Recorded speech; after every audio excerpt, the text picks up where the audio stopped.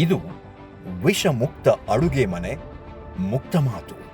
ನಮ್ಮ ಇಂದಿನ ಅತಿಥಿ ಡೇಟಾ ಸೈಂಟಿಸ್ಟ್ ಮತ್ತು ಕ್ರೀಡಾಪಟುವಾದ ಸಂಪೂರ್ಣ ಹೆಗಡೆಯವರು. ಭಾರತೀಯತೆಯನ್ನು ಬೆಳೆಸುವಲ್ಲಿ ಗ್ರಾಮರಾಜ್ಯ ಸಂಸ್ಥೆಯ ಕಾರ್ಯನಿರ್ವಹಣೆ ಹೇಗಿದೆ ಅನ್ನೋದರ ಬಗ್ಗೆ ತಮ್ಮ ಅಭಿಪ್ರಾಯವನ್ನು ನಮ್ಮೊಂದಿಗೆ ಹಂಚಿಕೊಂಡಿದ್ದಾರೆ. ಬನ್ನಿ ಕೇಳ್ಬರೋಣ. ಗ್ರಾಮರಾಜ್ಯ ಅನ್ನುವಂಥ ಒಂದು ವೃಕ್ಷದಲ್ಲಿ ಈಗ ಫಲ ಬಿಡ್ತಾ ಇದೆ ಅನ್ನೋದು ನಮಗೆ ಬಹಳ ಸಂತೋಷದ ವಿಚಾರ. ಅವರಿಗೂ ಕೆಲಸ ಸಿಗಬೇಕು, ಇವರಿಗೆ ಒಳ್ಳೆ ಆಹಾರ ಸಿಗಬೇಕು ಅನ್ನೋದು ಒಂದು ಉದ್ದೇಶ ಆಗಿತ್ತು. ಕಡಿಮೆ ಅವಧಿಯಲ್ಲಿ ಆಗುವಂಥ ಕಂಪನಿಗಳು ಭಾರತದ್ದೇ ಜಾಸ್ತಿ ಇರುವಂಥ ಪುನರ್ಜೀವನ ಅವಶ್ಯಕತೆ ಇದೆ, ಇಲ್ಲ ಅಂತ ಹೇಳಲ್ಲ ನಾನು. ಆದರೆ ಅದರ ಅವೇರ್ನೆಸ್ ಇವತ್ತು ಜಾಸ್ತಿ ಇದೆ.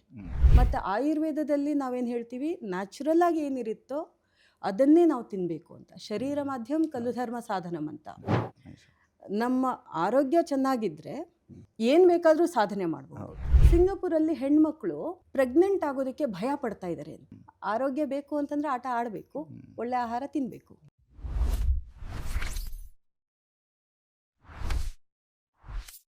ನಮಸ್ಕಾರ. ವಿಷಮುಕ್ತ ಅಡುಗೆ ಮುಕ್ತ ಮಾತು ಸರಣಿ ಕಾರ್ಯಕ್ರಮದ ಈ ಸಂಚಿಕೆಗೆ ನಿಮ್ಮೆಲ್ಲರಿಗೂ ಕೂಡ ಸ್ವಾಗತ. ಗ್ರಾಮರಾಜ್ಯ ರಾಮ ರಾಜ್ಯವಾಗಿ ಪರಿವರ್ತಿತವಾಗಬೇಕು ಅನ್ನೋ ಸಂಕಲ್ಪದೊಂದಿಗೆ, ಆರೋಗ್ಯಪೂರ್ಣ ಜೀವನದೆಡೆಗೆ ನಾವೆಲ್ಲರೂ ಸಾಗಬೇಕು ಅನ್ನೋ ಸಂಕಲ್ಪದೊಂದಿಗೆ ಪ್ರಾರಂಭವಾದ ಈ ಸಂಸ್ಥೆಯ ಈ 15 ವರ್ಷದ ಪ್ರಯಾಣದ ಸಂಭ್ರಮಾಚರಣೆಯೇ ವಿಷಮುಕ್ತ ಅಡುಗೆ ಮುಕ್ತ ಮಾತು ಮಾತುಕತೆಯ ಸರಣಿ. ಇಲ್ಲಿ ನಾವು ಹಲವಾರು ಸಾಧಕರನ್ನು ಸಂಧಿಸ್ತೀವಿ.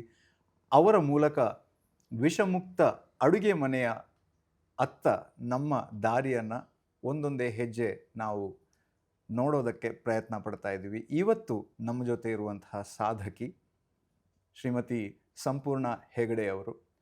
ಅವರು ಒಂದೆಡೆ ಡೇಟಾ ಸೈಂಟಿಸ್ಟು ಹೌದು, ಇನ್ನೊಂದೆಡೆ ಕ್ರೀಡಾಪಟುವೂ ಹೌದು. ಅಷ್ಟೇ ಅಲ್ಲದೆ ಅವರು ಸಾಮಾಜಿಕವಾಗಿ ಇನ್ನಷ್ಟು ಕಾರ್ಯಚಟುವಟಿಕೆಗಳಲ್ಲಿ ನಿರಂತರವಾಗಿ ತೊಡಗಿಕೊಂಡವರು ಕೂಡ ಹೌದು. ಅವ್ರನ್ನ ಈ ಕಾರ್ಯಕ್ರಮಕ್ಕೆ ನಾವು ಸ್ವಾಗತಿಸೋಣ. ಕಾರ್ಯಕ್ರಮಕ್ಕೆ ಬಂದಿದ್ದಕ್ಕೆ ಧನ್ಯವಾದಗಳು. Thank you so much. ಧನ್ಯವಾದಗಳು. ಸೊ ನಿಮ್ಮ ಈ ಪ್ರಯಾಣದ ಬಗ್ಗೆ ಹೇಳೋದಾದರೆ, ಈಗ ವೃಕ್ಷ ಮೊದಲ, ಬೀಜ ಮೊದಲ, ಡೇಟಾ ಸೈಂಟಿಸ್ಟ್ ಮೊದಲ, ಕ್ರೀಡಾಪಟು ಮೊದಲ, ಅಥವಾ ಇದೆಲ್ಲದರ ಮೂಲ ಏನು? ಏನು ನಿಮಗೆ ಪ್ರೇರಣೆ? ಮೊದಲು ಶ್ರೀ ಗುರುಭ್ಯೋ ನಮಃ. ಶ್ರೀ ಗುರುಗಳ ಚರಣಾರವಿಂದಗಳಿಗೆ ನಮಸ್ಕಾರ ಮಾಡುತ್ತಾ, ಎಲ್ಲ ಕೇಳುಗರಿಗೆ ನಮಸ್ಕಾರ ಮಾಡ್ತಾ ಶುರು ಮಾಡೋದೇನಂತಂದರೆ, ಬೀಜ ಮೊದಲ ವೃಕ್ಷ ಮೊದಲ ಅನ್ನೋದಕ್ಕಿಂತ ವೃಕ್ಷದಲ್ಲಿ ಫಲ ಬಿಟ್ಟಿದೆಯಾ ಅನ್ನೋದು ತುಂಬ ಮೊದಲು ಅಂತ. ಖಂಡಿತ ಅಲ್ವಾ? ಹಾಗಾಗಿ ಈಗ ವೃಕ್ಷದಲ್ಲಿ ಗ್ರಾಮರಾಜ್ಯ ಅನ್ನುವಂಥ ಒಂದು ವೃಕ್ಷದಲ್ಲಿ ಈಗ ಫಲ ಬಿಡ್ತಾ ಇದೆ ಅನ್ನೋದು ನಮಗೆ ಬಹಳ ಸಂತೋಷದ ವಿಚಾರ. ನಾನು ಹುಟ್ಟಿ ಬೆಳೆದಿದ್ದು ಸಿದ್ದಾಪುರ ಅಂತ ಉತ್ತರ ಕನ್ನಡ ಜಿಲ್ಲೆಯಲ್ಲಿ. ಅಲ್ಲಿಯೇ ಪ್ರಾರಂಭವಾದಂಥ ಒಂದು ಸಂಸ್ಥೆ ಗ್ರಾಮರಾಜ್ಯ. ಅದು ನಮಗೊಂಥರ ಖುಷಿ, ಸಂಭ್ರಮ. ಅಲ್ಲಿರುವಂಥ ಮಹಿಳಾ ಉದ್ಯಮಿಗಳು ಇದನ್ನು ಪ್ರಾರಂಭ ಮಾಡಿರುವಂಥದ್ದು.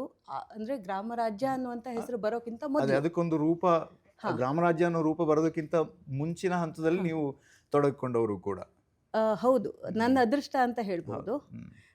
ಬಹುಶಃ ಆ ಸಂದರ್ಭದಲ್ಲಿ ಡಾಕ್ಟರ್ MP ವರ್ಷ ಅಂತ ಅವರು ಅವೇಕ್ ಸಂಸ್ಥೆಯಲ್ಲಿ ಕೆಲಸ ಮಾಡ್ತಾರೆ. ಅವ್ರ ಹತ್ರ ಹೋಗಿ ನಾವು ಕೇಳ್ಕೊಂಡಾಗ, ನಮ್ಮ ಹಳ್ಳಿಗಳಲ್ಲಿ ಸಾಕಷ್ಟು ಪ್ರತಿಭೆಗಳಿದೆ, ಅದರಲ್ಲೂ ಹೆಣ್ಣು ಮಕ್ಕಳು ತುಂಬ ಪ್ರತಿಭಾವಂತರಿದ್ದಾರೆ, ಅವ್ರು ಏನಾದರೂ ಮಾಡಬಹುದಲ್ಲ, ಒಂದು ಉದ್ಯೋಗ ಮಾಡ್ಬೋದು, ಒಂದು ಉದ್ಯಮವನ್ನು ಬೆಳೆಸಬಹುದು, ಆದರೆ ಅವರಿಗೊಂದು ತರಬೇತಿ ಬೇಕು, ತಾವು ಬಂದು ಮಾಡ್ತೀರಾ ಅಂತ ಕೇಳಿದ್ವಿ ಅವೇಕ್ ಸಂಸ್ಥೆಗೆ ಹೋಗಿ.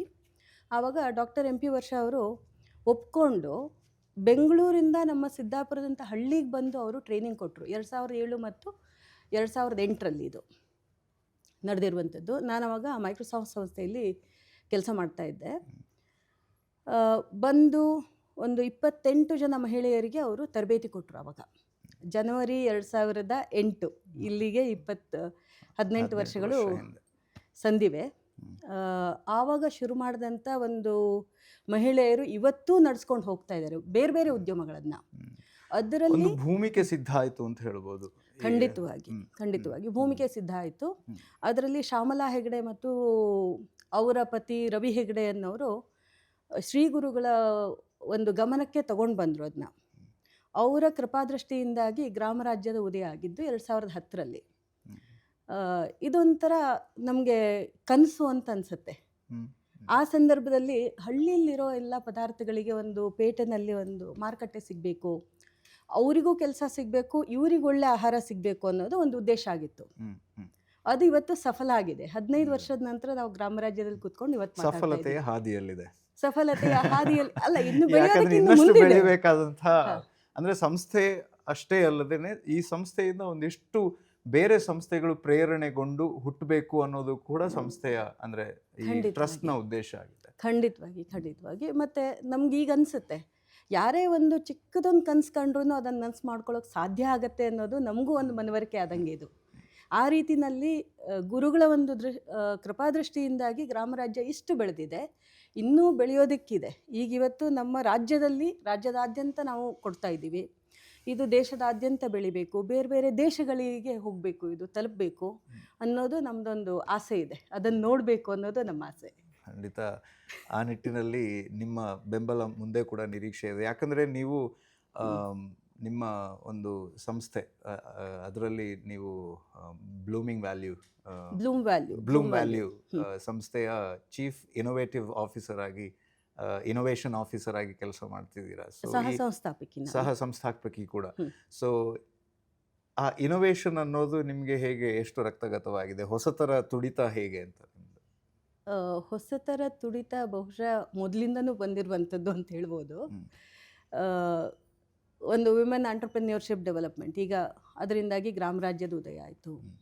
ಆಮೇಲೆ ನಾವು ಕಂಪ್ಯೂಟರ್ಸ್ ಅಂತ ತಗೊಂಡಾಗ ಅಥವಾ ಆರ್ಟಿಫಿಷಿಯಲ್ ಇಂಟೆಲಿಜೆನ್ಸಿನಲ್ಲಿ ನಮ್ಮ ಸಂಸ್ಥೆ ಕೆಲಸ ಮಾಡುವಂಥದ್ದು. ಇದರಲ್ಲಿ ನಮ್ದು ಈಗಾಗಲೇ 3 ಪೇಟೆಂಟ್ ಆಗಿದೆ. US ಪೇಟೆಂಟ್ ಆಫೀಸಲ್ಲಿ ಅಪ್ರೂವ್ ಆಗಿರುವಂಥದ್ದು. ನಾವು ಇನ್ನೋವೇಟಿವ್ ಪ್ರಾಡಕ್ಟನ್ನೇ ಡೆವಲಪ್ ಮಾಡುವಂಥದ್ದು ಬ್ಲೂಮ್ ವ್ಯಾಲ್ಯೂನಲ್ಲಿ. ಇನ್ನೂ ಒಂದು 10 ಪೇಟೆಂಟ್ಗಳು ಫೈಲಿಂಗ್ ಹಾದಿಗಳಲ್ಲಿ ಇದೆ.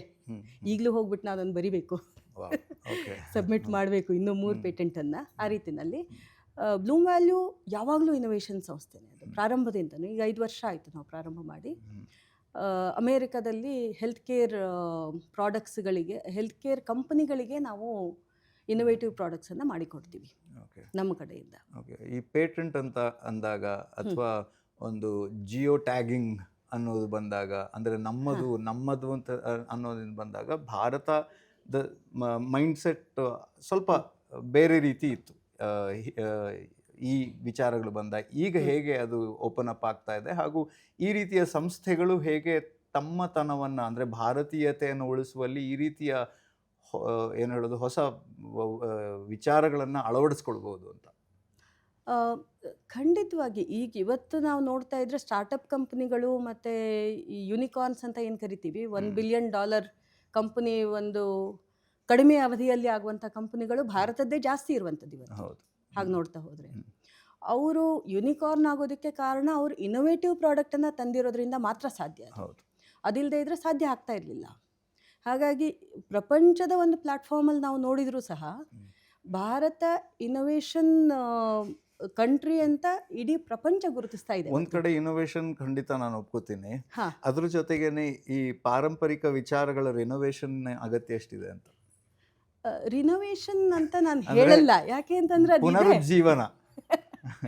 ಪುನರ್ಜೀವನ ಅವಶ್ಯಕತೆ ಇದೆ, ಇಲ್ಲ ಅಂತ ಹೇಳಲ್ಲ ನಾನು. ಆದರೆ ಅದರ ಅವೇರ್ನೆಸ್ ಇವತ್ತು ಜಾಸ್ತಿ ಇದೆ.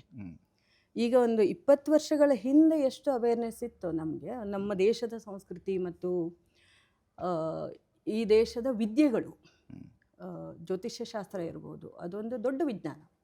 ಅಂಥ ವಿಜ್ಞಾನಗಳ ಬಗ್ಗೆ ಒಂದು ಅವೇರ್ನೆಸ್ಸೇ ಇರಲಿಲ್ಲ 20 ವರ್ಷಗಳ ಹಿಂದೆ. ಅದೇನೋ ಗೊಡ್ಡ ಸಂಪ್ರದಾಯ ಅಂತ ಕರಿತಾ ಇದ್ರು. ಆದರೆ ಇವತ್ತು ಅದ್ರ ಬಗ್ಗೆ ಅವೇರ್ನೆಸ್ ಇನ್ನೂ ಜಾಸ್ತಿ ಆಗಿದೆ, ಇನ್ನೂ ಜಾಸ್ತಿ ಆಗಬೇಕು.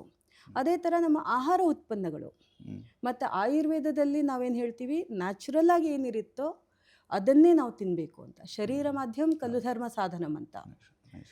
ನಮ್ಮ ಆರೋಗ್ಯ ಚೆನ್ನಾಗಿದ್ದರೆ ನಾವು ಏನು ಬೇಕಾದರೂ ಸಾಧನೆ ಮಾಡ್ಬೋದು. ಆರೋಗ್ಯ ಚೆನ್ನಾಗಿರಬೇಕು ಅಂತಂದರೆ ಸರಿಯಾದ ಆಹಾರ ನಾವು ತಿನ್ನಬೇಕು. ಜಂಕ್ ಫುಡ್ ತಿಂದ್ಕೊಂಡು ನಾವು ಆರೋಗ್ಯವಾಗಿರೋದಕ್ಕೆ ಆಗೋದಿಲ್ಲ ಅಲ್ವಾ? ಈಗ ಕ್ರೀಡಾಪಟು ಆಗಬೇಕು ಅಂತಂದ್ರೂ ಒಳ್ಳೆ ಆಹಾರ ನಾವು ತಿನ್ನಲೇಬೇಕು. ನಮ್ಮ ಶರೀರ ಗಟ್ಟಿ ಇಲ್ಲದೆ ಇದ್ರೆ ನಾವು ಹೆಂಗೆ ಆಟ ಆಡೋಕ್ಕಾಗುತ್ತೆ ಅಲ್ವಾ? ಆರೋಗ್ಯ ಯಾವಾಗಲೂ ಬೇಕೇ ಬೇಕು. ಅವ್ರು ಬೇಕಾದರೆ ಡಾಕ್ಟರ್ ಆಗಿರಲಿ, ಇಂಜಿನಿಯರ್ ಆಗಿರಲಿ, ಅಥವಾ ಸೈಂಟಿಸ್ಟ್ ಆಗಿರಲಿ, ಏನೇ ಆಗಿದ್ರೂ ಆರೋಗ್ಯ ಮೂಲಭೂತ ಪ್ರತಿಯೊಬ್ಬ ಮನುಷ್ಯನಿಗೂ. ಅದಕ್ಕೆ ಗ್ರಾಮ ರಾಜ್ಯದಂಥ ಸಂಸ್ಥೆಗಳು ಇನ್ನೂ ದೊಡ್ಡದಾಗಿ ಬೆಳೆದಾಗ ಅದು ಜನರಿಗೆ ಸಹಾಯ ಆಗುತ್ತೆ. ಎಷ್ಟೋ ಜನರಿಗೆ ಇವತ್ತು ಇಂಥ ಆಹಾರ ಸಿಗುತ್ತೆ ಅಂತಲೇ ಗೊತ್ತಿಲ್ಲ. ನಿಜ. ನಿಮಗೊಂದು ಉದಾಹರಣೆ ಕೊಡ್ಲಿಕ್ಕೆ ಇಷ್ಟಪಡ್ತೀನಿ ನಾನು. ಸಿಂಗಾಪುರಿಂದ ನಮ್ಮೊಬ್ಬರು ಗೆಳತಿ ಬಂದಿದ್ರು. ಅವ್ರು ಹೇಳ್ತಾ ಇದ್ರು, ಸಿಂಗಾಪುರಲ್ಲಿ ಹೆಣ್ಮಕ್ಳು ಪ್ರೆಗ್ನೆಂಟ್ ಆಗೋದಕ್ಕೆ ಭಯ ಪಡ್ತಾ ಇದ್ದಾರೆ ಅಂತ. ಯಾಕೆ ಪ್ರೆಗ್ನೆಂಟ್ ಆಗೋದಕ್ಕೆ ಭಯ ಪಡ್ತಾರೆ ಅಂತ ನನಗೆ ಆಶ್ಚರ್ಯ ಆಯಿತು. ಆವಾಗ ಸರಿ ಏನಾರು ನೀವು ಮುಂದುವರಿಸಿ, ತೊಂದರೆ ಇಲ್ಲ. ನಾನು ನಿಮ್ದು ಫೋಕಸ್ ಅಲ್ಲಿ ಇರುವಾಗ ನಾನು ಬೇಕಾದ್ದೆಲ್ಲ ಮಾಡ್ಕೊಳ್ಬೇಕಾಗತ್ತೆ. ಟಿಶ್ಯೂ ಪೇಪರ್ ಇದ್ರೆ ಕೊಡಿ ಅವರಿಗೆ. ಅವರು ಯಾಕೆ ಪ್ರೆಗ್ನೆಂಟ್ ಆಗೋದಕ್ಕೆ, ಗರ್ಭಿಣಿ ಆಗೋದಕ್ಕೆ ಹೆಣ್ಮಕ್ಳು ಹೆದರ್ತಾರೆ ಅಂತ ಕೇಳಿದರೆ, ಸಿಂಗಾಪುರದಲ್ಲಿ ಯಾವ ಬೆಳೆಯನ್ನು ಬೆಳೆಯಲ್ಲ ಅವರು. ಅವರು ತಿನ್ನೋದೆಲ್ಲ ಪ್ಯಾಕ್ಡ್ ಫುಡ್ಡು, ಅದರಿಂದಾಗಿ ಹುಟ್ಟೋ ಮಕ್ಕಳು ಬುದ್ಧಿಮಾಂದ್ಯರಾಗಿ ಹುಟ್ಟುತ್ತಾ ಇದ್ದಾರೆ ಅಂತ. ಇದನ್ನು ನಾವು ಗಮನಿಸಬೇಕಾದ ಅಂಶ. ಈ ಸ್ಥಿತಿ ನಮ್ಮ ದೇಶಕ್ಕೆ ಬರಬಾರ್ದು, ಯಾವ ದೇಶಕ್ಕೂ ಬರಬಾರ್ದು, ಸಿಂಗಾಪುರಲ್ಲೂ ಇರಬಾರ್ದು. ಹಾಗಾಗಿ ಸರಿಯಾದ ಆಹಾರವನ್ನು ಅವರು ತಿನ್ನೋದಕ್ಕೆ ಸಾಧ್ಯ ಆದರೆ ಅದು ಅಲ್ಲಿ ತುಂಬಾ ಕಡಿಮೆ. ಯಾಕೆ ಅಂತಂದರೆ ಇಲ್ಲಿ ಒಳ್ಳೆ ವಾತಾವರಣ ಇದೆ, ಒಳ್ಳೆ ಗಾಳಿ ಇದೆ, ಒಳ್ಳೆ ಆಹಾರ ಸಿಗ್ತಾ ಇದೆ. ಆದರೆ ಆ ದೇಶಗಳಲ್ಲಿ ಅಲ್ಲಿ ತೊಂದರೆ ಇದೆ. ಈಗ ಅಮೇರಿಕಕ್ಕೆ ಹೋದ್ರೂ ಅಲ್ಲಿ ಫ್ರೋಝನ್ ಫುಡ್ ತಿಂತಾರೆ ಅವರು. ಅದರಿಂದಾಗಿ ಅವರಿಗೆ ಸಾಕಷ್ಟು ಮಾನಸಿಕ ರಿಲೇಟೆಡ್ ಕಾಯಿಲೆಗಳು ತುಂಬ ಬರ್ತಾ ಇದೆ ಅಲ್ಲಿ. ಲೈಫ್ ಸ್ಟೈಲ್ ರಿಲೇಟೆಡ್ ಅದು ಕೂಡ ನಮ್ಮಲ್ಲಿಗೆ ಬಟ್ಟಿ ಇಳಿಸಿ ಬರ್ತಾ ಇದೆ. ನಮ್ಮ ಭಾರತ ಬಟ್ಟಿ ಇಳಿಸಿ ಬರೋದಕ್ಕೆ ನಾವು ಕೊಡಬಾರ್ದು. ಅದೇ ಆ ವ್ಯವಸ್ಥೆಯಲ್ಲಿ ಈ ಗ್ರಾಮ ರಾಜ್ಯದ ಪ್ರಯತ್ನ ಮತ್ತೆ ಈ ರೀತಿಯ ಸಂಸ್ಥೆಗಳ ಪ್ರಯತ್ನ ತುಂಬ ಮುಖ್ಯ ಆಗುತ್ತೆ. ಸೊ ಗ್ರಾಮ ರಾಜ್ಯದಂಥ ಸಂಸ್ಥೆ ಕೇವಲ ಬೆಂಗಳೂರಿಗೋ ಮೈಸೂರಿಗೋ ಕರ್ನಾಟಕಕ್ಕೋ ಸೀಮಿತ ಆಗಬಾರ್ದು. ಇದರ ಅವಶ್ಯಕತೆ ಇಡೀ ಪ್ರಪಂಚಕ್ಕಿದೆ. ಈಗ ಭಾರತದಲ್ಲಿ ನಮ್ಗೆ ಹೇಗೆ ಒಂದು ಒಳ್ಳೆ ಉತ್ಪಾದನೆ ಮಾಡೋದಕ್ಕೆ ಸಾಧ್ಯ ಆಗುತ್ತೋ, ನಮಗೆ ಸೂರ್ಯನ ಒಂದು ಕೃಪಾದೃಷ್ಟಿ ತುಂಬ ಇದೆ ಇಲ್ಲಿ. ಹಾಗಾಗಿ ನಾವು 12 ತಿಂಗಳು ಏನು ಬೇಕಾದರೂ ಬೆಳಿಬಹುದು, ತಿನ್ನಬಹುದು. ಆದರೆ ಆ ಒಂದು ಅದೃಷ್ಟ ಬೇರೆ ದೇಶಗಳಿಗೆ ಇಲ್ಲ. ಇವತ್ತು ನೀವು ಯುರೋಪಿಗೆ ಹೋದರೆ, ಚೈನಾಕ್ಕೆ ಹೋದರೆ ಅಥವಾ ಅಮೇರಿಕಕ್ಕೆ ಹೋದರೆ 6 ತಿಂಗಳು ಏನು ಬೆಳೆಯೋದಕ್ಕೆ ಆಗಲ್ಲ. ಅದು ನಮ್ಗೆ ಕಲ್ಪನೆ ಇರಲ್ಲ ಇಲ್ಲಿದ್ದಾಗ. ಆ ಕಲ್ಪನೆಯೂ ಇಲ್ಲ. ಆದರೆ ಅಂಥ ದೇಶಗಳಿಗೆ ಆಹಾರ ಪದಾರ್ಥ ಬೇಕು ಅಂತಂದರೆ ಭಾರತ ಸಪ್ಲೈ ಮಾಡಬಹುದು ಅಲ್ಲಿಗೆ. ಒಳ್ಳೆ ವಿಷಮುಕ್ತ ಆಹಾರ ಅಡುಗೆ ಮನೆ ಭಾರತಕ್ಕಷ್ಟೇ ಸೀಮಿತ ಆಗದೇ ಎಲ್ಲ ದೇಶಗಳಿಗೂ ಹೋಗಬೇಕು. ಅದು ನನ್ನ ಕನಸು. ಆದರೆ ಮೊದಲು ಮನೆ ಸರಿ ಮಾಡ್ಕೊಳ್ಬೇಕಾದ ಅಗತ್ಯ ಇದೆ. ಮನೆ ಸರಿ ಮಾಡೋಣ. ಭಾರತದ ವ್ಯವಸ್ಥೆನ ಸರಿ ಮಾಡಬೇಕಾದ ಅಗತ್ಯ ಇದೆ. ಒಬ್ಬ ಕ್ರೀಡಾಪಟುವಾಗಿ ಅದೇ ನೀವು ಅದ್ರ ಬಗ್ಗೆ ಹೇಳ್ತಿದ್ದೆ. ಸೊ ಕ್ರೀಡಾಪಟುವಾಗಿ ಹೇಗೆ ಬದಲಾದ್ರಿ, ಮತ್ತೆ ಅಲ್ಲಿ ಆಹಾರದ ಪ್ರಾಮುಖ್ಯತೆ, ಅದರಲ್ಲೂ ವಿಷಮುಕ್ತ ಆಹಾರದ ಪ್ರಾಮುಖ್ಯತೆ ಬಗ್ಗೆ ಹೇಳೋದಾದ್ರೆ ಕ್ರೀಡಾಪಟುವಾಗಿ ನಾವು ಬದಲಾಗಿದ್ದಲ್ಲ. ನಾನು ಹುಟ್ಟಿದ್ದೇ ಕ್ರೀಡಾಪಟುವಾಗಿ. ಅಂದರೆ ಪ್ರಾರಂಭದಿಂದನೂ ನಾನು ಕ್ರೀಡಾಪಟುವೆ. ಅದಕ್ಕೆ ನಾನು ಕೇಳಿದ್ದು ಯಾವುದು ಮೊದಲು ಅಂದರೆ ಎರಡು ಜೊತೆ ಯಾವುದೇ ಆಯ್ಕೆ ಮಾಡುವಂತ. ಈಗ 2 ಕಣ್ಣಲ್ಲಿ ಯಾವ ಕಣ್ಣು ಬೇಕು ಅಂತ ನಾವು ಕೇಳಕ್ಕಾಗಲ್ಲ ಅಲ್ವಾ? ಹಾಗೇನೆ 2 ಕಣ್ಣು ಮುಖ್ಯ, ಕ್ರೀಡೆಯೂ ಮುಖ್ಯ, ಓದು ಮುಖ್ಯ, ಕೆಲಸನೂ ಮುಖ್ಯ, ಪ್ರತಿಯೊಂದು ಮುಖ್ಯನೇ. ಅದೆಲ್ಲದನ್ನು ನಾವು ಜೊತೆಗೆ ತೊಗೊಂಡು ಹೋಗ್ಬೋದು. ಅದರಲ್ಲೇನು ಸಾಧ್ಯ ಇಲ್ಲ ಅನ್ನುವಂಥದ್ದೇನಿಲ್ಲ ಇಲ್ಲಿ. ನಾನು ಮೊದಲಿಂದನೂ ಆಟ ಆಡ್ತಾ ಬಂದವಳೇನೆ. ಆದರೆ ಕೆಲಸ ಮಾಡೋದಕ್ಕೆ ಸ್ಟಾರ್ಟ್ ಮಾಡಿದ ಮೇಲೆ, ಕೆಲಸದಲ್ಲಿ ಆಟ ಆಡೋದಲ್ಲ, ಆಟದಲ್ಲಿ ಕೆಲಸವನ್ನು ಆಟದಂತೆ ಆಡೋದು ಬೇರೆ. ಖುಷಿಯಿಂದ ಆಡ್ತೀವಿ, ಕೆಲಸವನ್ನು ಅಷ್ಟೇ ಖುಷಿಯಿಂದ ಮಾಡ್ತೀವಿ. 14 ವರ್ಷ ಎಂಜಾಯ್ ಮಾಡಬೇಕು. ಕರೆಕ್ಟ್. ಮಕ್ಕಳ ಥರ ಎಂಜಾಯ್ ಮಾಡಬೇಕು. ಆಟನೂ ಅಷ್ಟೇ. ನಾವೀಗ 90 ವರ್ಷದವರೆಗೂ ಆಟ ಆಡಿಸ್ತೀವಿ, ಅವರು ಮಕ್ಕಳ ಥರ ಎಂಜಾಯ್ ಮಾಡ್ತಾರೆ. ಥ್ರೋಬಾಲ್ನ ವಿಶೇಷತೆ. ಹೌದು, ಥ್ರೋಬಾಲ್ನ ವಿಶೇಷತೆ ಅದ್ರ ಬಗ್ಗೆ ಮತ್ತೆ ಹೇಳ್ತೀವಿ. ಆಟ ಮತ್ತು ಪಾಠ ಎರಡೂ ಒಟ್ಟೊಟ್ಟಿಗೆ ಬಂದಿರುವಂಥದ್ದು. 14 ವರ್ಷ ನನಗೆ ಆಟದ ಮೇಲೆ ಬ್ರೇಕ್ ಆಯಿತು. ಅಂದರೆ ಕೆಲಸ ಮಾಡೋದಕ್ಕೆ ಶುರು ಮಾಡಿದ ಮೇಲೆ ಎಲ್ಲೂ ಸಂಪರ್ಕ ಸಿಕ್ಕಿರಲಿಲ್ಲ. ಅದಾದ ನಂತರ ನನಗೆ ಭಾರತೀಯ ಥ್ರೋಬಾಲ್ ಸಂಸ್ಥೆ ಕಡೆಯಿಂದ ಒಂದು ಇಂಟರ್ ಕಾರ್ಪೊರೇಟ್ ಥ್ರೋಬಾಲ್ ಟೂರ್ನಮೆಂಟ್ ಅಂತ ಮಾಡಿದರು. ನಾನು ಮೈಕ್ರೋಸಾಫ್ಟಲ್ಲಿದ್ದಾಗ ಅಲ್ಲಿ ಮತ್ತೆ ರೀಸ್ಟಾರ್ಟ್ ಮಾಡಿಕೊಂಡೆ ಥ್ರೋಬಾಲನ್ನು. ರಾಷ್ಟ್ರ ಮಟ್ಟದಲ್ಲಿ ಒಂದು ರಿಕಗ್ನಿಷನ್ ಕೊಟ್ಟರು, ಸೆಲೆಕ್ಷನ್ ಮಾಡಿದರು. ಭಾರತ ತಂಡವನ್ನು ನೇತೃತ್ವ ತಗೊಳ್ಳೋದಕ್ಕೆ ನನಗೆ ಸೆಲೆಕ್ಷನ್ ಕೊಟ್ಟರು. ಡಾಕ್ಟರ್ ಟಿ ರಾಮಣ್ಣ ಅಂತ, ಅವರು ಅಂತಾರಾಷ್ಟ್ರೀಯ ಥ್ರೋಬಾಲ್ ಸಂಸ್ಥೆಯ ನಿರ್ದೇಶಕರು. ಅವರು ತುಂಬ ಪ್ರೋತ್ಸಾಹ ಕೊಟ್ಟರು. ಸಾಮಾನ್ಯವಾಗಿ ಏನಾಗುತ್ತೆ ಅಂತಂದರೆ, ಚಿಕ್ಕವರಿದ್ದಾಗ ನಾವೆಲ್ಲ ಆಟ ಆಡುವಾಗ ಎಲ್ಲರೂ ಪ್ರೋತ್ಸಾಹ ಕೊಡ್ತಾರೆ. ಆದರೆ ಒಂದು ಹಂತದ ನಂತರ, ಈಗ ಒಂದು 25-30 ವರ್ಷ ಆದ ನಂತರ ನಾವು ಆಟ ಶುರು ಮಾಡಬೇಕು ಅಂದಾಗ ಎಲ್ಲರೂ ಮೂಗು ಮುರಿತಾರೆ, ನೀವು ಕೋಚಾ ಅಥವಾ ನೀನು ಆಟಗಾರ್ತಿನ ಅಂತ ಕೇಳ್ತಾರೆ ಸಹಜವಾಗಿ. ಅಲ್ಲ, ಅದಕ್ಕೆಲ್ಲ ನಾವು ಜಗ್ಗಿಲ್ಲ ಬಿಡಿ, ಅದು ಬೇರೆ ವಿಚಾರ ಅಲ್ವಾ. ಆದರೆ ದೇಹಕ್ಕೆ ಅದರ ಅವಶ್ಯಕತೆ ಇರುತ್ತೆ ಅನ್ನೋದು ಮುಖ್ಯವಾದ ವಿಚಾರ. ಆಟ ಆರೋಗ್ಯ ಪ್ರತಿಯೊಬ್ಬರಿಗೂ ಹೇಗೆ ಬೇಕೋ, ಆಟದಿಂದ ಆರೋಗ್ಯ ಉತ್ತಮ ಆಗತ್ತೆ. ಆರೋಗ್ಯ ಬೇಕು ಅಂತಂದ್ರೆ ಆಟ ಆಡಬೇಕು, ಒಳ್ಳೆ ಆಹಾರ ತಿನ್ಬೇಕು, ನಿಜ ಅಲ್ವಾ. ಇಂಟರ್ಲಿಂಕ್ಡ್ ಅದು ಎರಡೂ. ಮತ್ತೆ ಆಯುರ್ವೇದದ ಪ್ರಕಾರನೂ ಆಹಾರನೇ ಔಷಧಿ.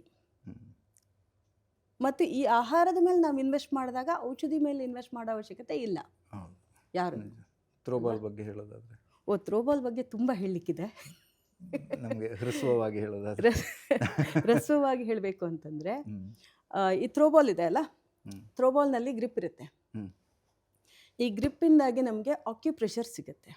ಆಕ್ಯುಪ್ರೆಷರ್ ಅಂತಂದರೆ ಬಿಂದು ಒತ್ತಡ ಅಂತ. ನಮ್ಮ ಹಸ್ತದಲ್ಲಿ ಬ್ರೈನ್ ಇಲ್ಲಿ ಕನೆಕ್ಟ್ ಆಗಿರುತ್ತೆ, ಮೆದುಳು, ಆಮೇಲೆ ಹೃದಯ, ಲಿವರು, ಕರುಳುಗಳು, ಪ್ರತಿಯೊಂದು ಹಾರ್ಟು, ಪ್ರತಿಯೊಂದು ಸಹ ನಮ್ಮ ಹಸ್ತದಲ್ಲಿ ಕನೆಕ್ಟ್ ಆಗಿರೋದ್ರಿಂದಾಗಿ ಪ್ರತಿ ಸಲ ಬಾಲ್ ಹಿಡಿದಾಗ ನಮಗೆ ಆಕ್ಯುಪ್ರೆಷರ್ ಆಗಿ ಇಂಟರ್ನಲ್ ಆರ್ಗನ್ಸಿಗೆ ಅದು ಬ್ಲಡ್ ಸರ್ಕ್ಯುಲೇಷನ್ ಇಂಪ್ರೂವ್ ಮಾಡ್ತಾ ಹೋಗುತ್ತೆ. ರಕ್ತ ಪರಿಚಲನೆ ದೇಹದ ಪ್ರತಿಯೊಂದು ಅಂಗಾಂಗಕ್ಕೂ ಸಾಗಿ ಚೆನ್ನಾಗಿ ಆಗ್ತಾ ಹೋಗುತ್ತೆ. ಇದರಿಂದಾಗಿ ನಾವು ಇದನ್ನು ಕೇವಲ ಆಟಗಾರರಿಗೆ ಅಂತಲ್ಲ, ರೋಗಿಗಳಿಗೆ ಥ್ರೋಬಾಲ್ ಆಟ ಆಡಿಸಿ ಅವರ BP, ಡಯಾಬಿಟೀಸ್ ಎಲ್ಲ ಕಡಿಮೆ ಮಾಡಿಸ್ತಾ ಇದ್ದೀವಿ. ತುಂಬ ವಯಸ್ಸಾದವರಿಗೆ 97 ವರ್ಷದವರೆಗೂ ನಾವು ಥ್ರೋಬಾಲ್ ಆಡಿಸ್ತಾ ಇದ್ದೀವಿ. ಇವತ್ತು ವೃದ್ಧಾಶ್ರಮಗಳಲ್ಲಿ ಥ್ರೋಬಾಲ್ ಆಡಿಸ್ತಾ ಇದ್ದೀವಿ. ಅವರಂತೂ ಮಕ್ಕಳಾಗ್ಬಿಡ್ತಾರೆ. ವಯಸ್ಸಾಗಿರೋರೆಲ್ಲ ಆಟ ಆಡಕ್ಕೆ ಕೊಟ್ಬಿಟ್ರೆ ಮಕ್ಕಳಾಗೋದಕ್ಕೆ ಎಲ್ರಿಗೂ ಒಂದು ಅವಕಾಶ ಬೇಕಿರುತ್ತೆ ಅನ್ಸುತ್ತೆ. ಖಂಡಿತವಾಗಿ ಅದು ಸಿಗದೇನೆ ಕೆಲವೊಮ್ಮೆ ಅವರು ಜೀವನ ಒತ್ತಡದಲ್ಲಿ ಕಳೆದೋಗ್ಬಿಡ್ತಾರೆ. ಮತ್ತೆ ಈ ವಯಸ್ಸಲ್ಲಿ ನಾನು ಆಟ ಆಡೋದಾ ಅಂತ ಕೇಳಿದವರು ಸಹ ಒಂದ್ಸಲ ಶುರು ಮಾಡಿದ್ಮೇಲೆ ಈಗ 4-5 ವರ್ಷದಿಂದ ಆಡ್ತಾನೆ ಇದ್ದಾರೆ, ಬಿಟ್ಟಿಲ್ಲ. ಮನೆ ಒಳಗಡೆನೂ ಆಡ್ಬೋದು ಇದನ್ನ, ಇದು ಪೆಟ್ಟಾಗಲ್ಲ ಥ್ರೋಬಾಲ್ ಆಡೋದ್ರಿಂದಾಗಿ.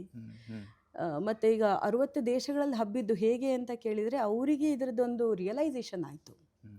ಎಲ್ಲ ದೇಶಗಳ ಜನರಿಗೆ ಥ್ರೋಬಾಲಿಂದ ಉಪಯೋಗ ಇದೆ, ಇದನ್ನು ಪ್ರತಿಯೊಬ್ಬರು ಆಡ್ಬೋದು ಅಂತ ಡಾಕ್ಟ್ರ್ ಸಹ ನಮ್ಮ ಜೊತೆ ಒಂದು ಸಹಯೋಗ ಕೊಟ್ಟು ಆಟ ಆಡಿಸ್ತಾ ಇದ್ದಾರೆ. ಅವರ ಪೇಷಂಟ್ಗಳಿಗೆ ಥ್ರೋಬಾಲ್ ಆಡಿ ಅಂತ ಹೇಳ್ತಾರೆ. ಕಿಡ್ನಿ ಡಯಾಲಿಸಿಸ್ ಪೇಷಂಟ್ಸ್ಗಳಿಂದ ಹಿಡಿದು ನಾವು ಎಲ್ಲರಿಗೂ ಕೂಡ ಇದರಿಂದ ಫಲ ಪ್ರಯೋಜನ ಖಂಡಿತ ಇದೆ.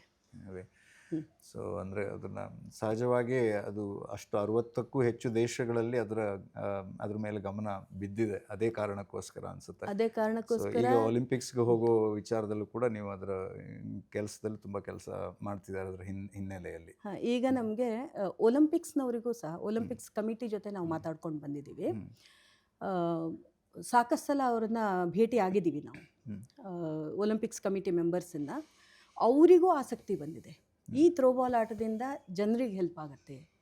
ಬರೀ ಕ್ರೀಡಾಪಟು ಯಾವುದೋ ಒಂದು ಹಂತದಲ್ಲಿ ಮಾತ್ರ ಆಡುವಂಥ ಆಟ ಅಲ್ಲ, ಇದು ಲೈಫ್ ಲಾಂಗ್, ಜೀವನ ಪೂರ್ತಿ. ಪಾಪ್ಯುಲರೈಸೇಷನ್ಗೆ ಅದು ತುಂಬ ಸಪೋರ್ಟ್ ಆಗುತ್ತೆ ಅನ್ಸುತ್ತೆ. ತುಂಬ ಸಪೋರ್ಟ್ ಆಗುತ್ತೆ. ಹಾಗಾಗಿ ಅವರು ನಮಗೆ ಇನ್ವಿಟೇಷನ್ ಕಳಿಸಿದ್ದಾರೆ, ಮೆಂಬರ್ ಆಗಿ ನೀವು ಒಲಿಂಪಿಕ್ ಕಮಿಟಿಗೆ ಅಂತ. ಮೊದಲ ಹಂತ ನಾವು ವಾಟ್ಸಾಪಲ್ಲಿ ಅವ್ರ ಜೊತೆ ಮಾತಾಡ್ತಾ ಇದ್ದೀವಿ, ಆ ಹಂತದಲ್ಲಿ ಇದ್ದೀವಿ ಇವತ್ತು. ಹಾಗಾಗಿ ಈಗ ನೆಕ್ಸ್ಟ್ ಇನ್ನೊಂದು 2-3 ತಿಂಗಳಲ್ಲಿ ನಾವು ಅಪ್ಲಿಕೇಶನ್ ಹಾಕಿ ಮೆಂಬರ್ಶಿಪ್ ತಗೋಬೇಕು. ಅದಾದ ನಂತರ ಇನ್ನೂ ಸಾಕಷ್ಟು ಕೆಲಸ ಇರುತ್ತೆ ಒಲಿಂಪಿಕ್ಸಲ್ಲಿ ನೋಡೋದಕ್ಕೆ. ಹಿಂದಿನ ಶ್ರಮ ಹೇಗೆ ಗ್ರಾಮರಾಜ್ಯ ಅನ್ನೋದು ಇಲ್ಲಿಗೆ ಬೆಳೆಯೋದಕ್ಕೆ ಎಷ್ಟು ಕೆಲಸ ಆಯಿತು, ಅದೇ ರೀತಿ ಒಂದು ಒಲಿಂಪಿಕ್ಸ್ಗೆ ತಲುಪೋದಕ್ಕೂ ಒಂದೊಂದೇ ಹಂತಗಳನ್ನು ದಾಟಿ ಬರಬೇಕಾದ ಒಂದು ಇದೆ.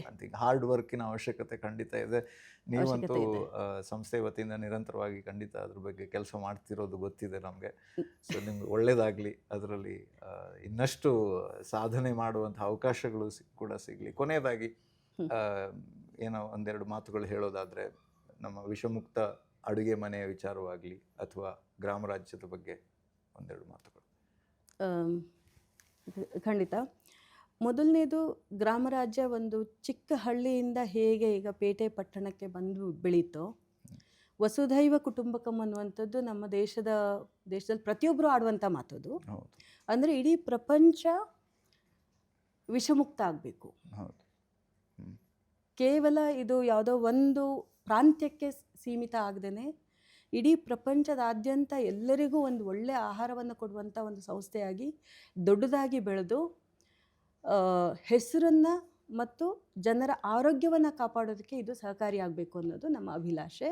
ಮತ್ತು ಈ ನಿಟ್ಟಿನಲ್ಲಿ ಕೆಲಸ ಮಾಡ್ತಾ ಇರುವಂಥ ಪ್ರತಿಯೊಬ್ಬ ಗ್ರಾಮ ರಾಜ್ಯದ ಉದ್ಯೋಗಿಗಳಾಗಿರ್ಬೋದು, ಅದರ ಸಿಬ್ಬಂದಿಗಳಾಗಿರ್ಬೋದು, ಅದಕ್ಕೆ ಉತ್ಪಾದನೆಗಳನ್ನು ಕಳಿಸುವಂಥ ಒಂದು ವೆಂಡರ್ಸ್ ಇರ್ಬೋದು, ರೈತರಿರ್ಬೋದು, ಅವರೆಲ್ಲರಿಗೂ ನಾನು ಧನ್ಯವಾದಗಳನ್ನ ಅರ್ಪಿಸ್ತೀನಿ. ಯಾಕೆಂದರೆ ಅವರೆಲ್ಲರ ಪರಿಶ್ರಮದಿಂದ ಇವತ್ತಿಷ್ಟು ಬೆಳೆದು ಬಂದಿರುವಂಥದ್ದು. ಇನ್ನೂ ಒಳ್ಳೆಯದಾಗಲಿ, ಇನ್ನೂ ದೊಡ್ಡದಾಗಿ ಬೆಳೀಲಿ ಸಂಸ್ಥೆ. ನಿಮ್ಮೆಲ್ಲರ ಸಹಕಾರದಿಂದ ಸಹ ಪ್ರದೀಪ್ ಅವರೇ. ನಾವು ಅದರ ಒಂದು ಭಾಗವಾಗಿ ಕೆಲಸ ಮಾಡ್ತೀವಿ. ಹೌದು, ಅದೇ. ಹಾಗಾಗಿ ಅಂದರೆ ಮಾಡೋದು ಒಂದು, ಮತ್ತು ಅದನ್ನು ಮಾರುಕಟ್ಟೆಗೆ ತರುವಂಥದ್ದು ಇನ್ನೊಂದು ದೊಡ್ಡ ಪರಿಶ್ರಮ. ಆ ನಿಟ್ಟಿನಲ್ಲಿ ಪ್ರತಿಯೊಬ್ಬರು ಸಹಕಾರದಿಂದಾಗಿ ನಾವು ಇದನ್ನು ದೊಡ್ಡದಾಗಿ ಬೆಳೆಸೋಣ ಅಂತ ಹೇಳಿಬಿಟ್ಟು ಎಲ್ಲರಿಗೂ ನಮಸ್ಕಾರ ತಿಳಿಸ್ತೀನಿ ನಾನು. ಥ್ಯಾಂಕ್ ಯು ಸೋ ಮಚ್, ಧನ್ಯವಾದಗಳು. ಇದು ಈ ಹೊತ್ತಿನ ವಿಷಮುಕ್ತ ಅಡುಗೆ ಮುಕ್ತ ಮಾತು ಸರಣಿಯ ಸಂಚಿಕೆಯ ಕೊನೆಯ ಹಂತ. ಮುಂದಿನ ಸಂಚಿಕೆಯಲ್ಲಿ ಮತ್ತೊಬ್ಬ ಸಾಧಕರ ಜೊತೆ ವಿಷಮುಕ್ತ ಅಡಿಗೆಯೆಡೆಗಿನ ದಾರಿಯನ್ನು ಕಂಡುಕೊಳ್ಳೋ ಪ್ರಯತ್ನ ಮಾಡೋಣ ಅಂತ ಹೇಳ್ತಾ ಎಲ್ರಿಗೂ ಕೂಡ ನಮಸ್ಕಾರ.